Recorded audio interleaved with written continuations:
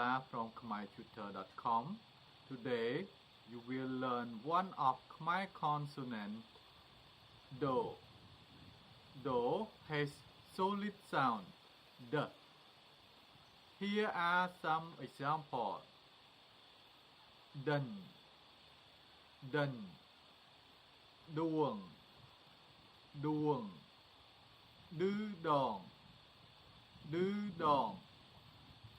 cống đư đòn kề, cống đư đòn kề.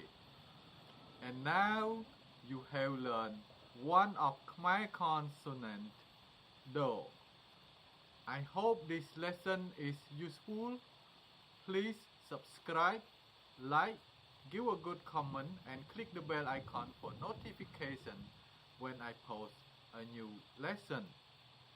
If you want to learn Khmer with me, go to my website khmertutor.com and send me a message. Thank you for watching. See you next lesson. Bye.